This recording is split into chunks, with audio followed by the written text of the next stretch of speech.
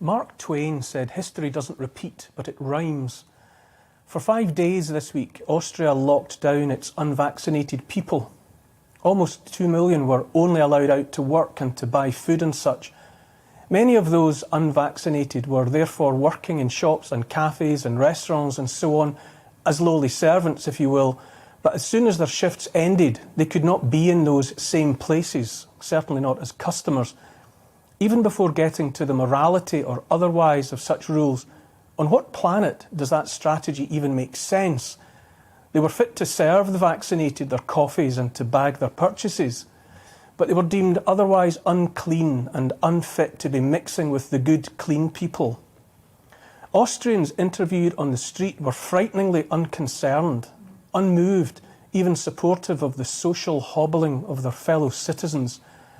The virus must be stopped, they shrugged, ignoring or unaware of the fact no available vaccine fully prevents catching or spreading COVID. It seemed clear to me that the move was not about health, but about compliance and obedience, or rather yet another bid to tackle and subdue the stubborn refusal to comply and to obey. Do as you're told. Now the authorities have the whole population locked down once more. Presumably some bright spark somewhere had the notion that stigmatising and segregating the unvaccinated might have the desired effect, but it certainly wasn't going to halt the spread.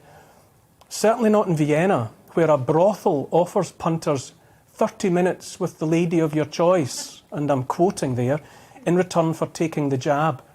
Here we have women placed on a par with kebabs, burgers, ice cream, lottery tickets and the rest of the freebies offered as inducements to compliance. This is not about health, certainly not the mental and physical health of those women. Trafficking of women for sex work is a feature of modern slavery across the world, but maybe we don't care about that. Instead, we turn a blind eye while men queue up to take a medical procedure and then help themselves to a woman. Left unsatisfied, Austria's elected officials felt they had to flex their muscles some more and announced that in February it will be compulsory to accept the vaccine. No jab, no alternative at all. Other countries, Germany, the Czech Republic, Greece, Italy, are on the same path as Austria towards locking down the unvaccinated. Perhaps those governments will also opt to make vaccination compulsory sooner rather than later. It seems frighteningly clear to me that the authorities in Austria and elsewhere are looking for scapegoats now, people to blame for a virus that won't comply or obey either. Infection rates in many of those countries where the greater part of the population is fully vaccinated with 2 or 3 doses are rising fast. Gibraltar is one of the most vaccinated regions on the planet, so too Israel, and yet infections continue to increase in both places. Rather than consider the possibility that the months-long strategy is not the right one, or to at least concede it's not having the predicted effect, it's easier to push blindly ahead and point the finger of blame at someone else. History shows bad governments often look for people to blame, often some of their own people. Uniting a large part of the population against a smaller part, giving frightened, angry people a focus for their frustrations and also for their disgust, is as old as the hills. If the 20th century has a lesson for us, a lesson that ought to be as permanent, as indelible as any scar or tattoo, it is that encouraging citizens to regard a minority of their fellows as unclean, as vectors of disease, generally ends badly for everyone. In Poland in 1941, there was a propaganda campaign that spread the message that Jews spread typhus, a lethal disease. Blaming an identifiable minority for the spread of a disease is a ghost we should have laid to rest long ago. But here it is, back again. It turns out it never went away at all. History doesn't repeat, but it rhymes. The tone is changing across Europe now, reverting in many ways to the rhythms of an old tune. Can you hear the drums yet? The tumbrils? What troubles me most of all is that there has been not a word of condemnation of Austria's decision from our leaders, not even the sounding of a note of caution. Where too are the faith leaders? You need look no further back in history than the 20th century, when churches turned their back on those made outcasts.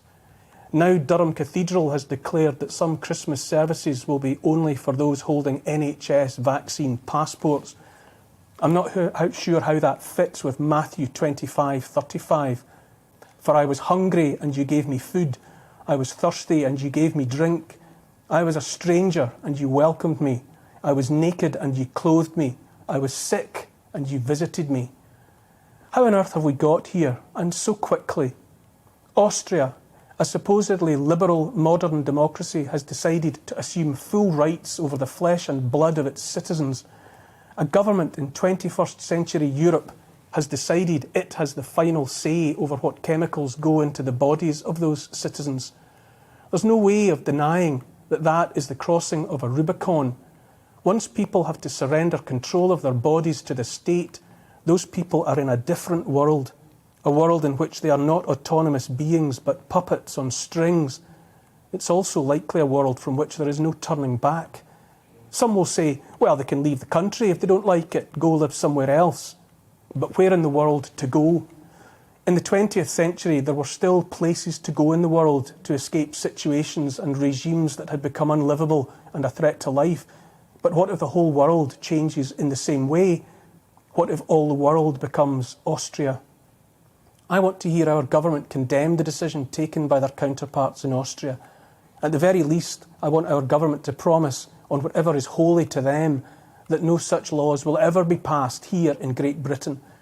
If they will neither condemn nor swear an unbreakable oath, then the only conclusion to be drawn is that they're watching to see how it goes in Austria and elsewhere, perhaps with a view to following suit.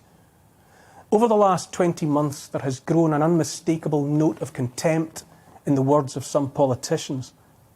Last week, Health Secretary Sajid Javid had a question from someone on Twitter, someone concerned that after having had 2 doses of the Pfizer vaccine, he was now being offered the Moderna variant as a booster. Javid's reply in its entirety was, "So what? How about you show some respect for the NHS? So what? How about you show some respect?" Open brackets, insect, close brackets. And this level of contempt directed at someone already taking the medicine as instructed. All of this from the Health Secretary, a servant of the people when I last looked. How about you don't ask any questions and just do as you're told? From a politician elected to serve the people, at our expense, I say that's across the line into a place elected representatives should not go. History rhymes.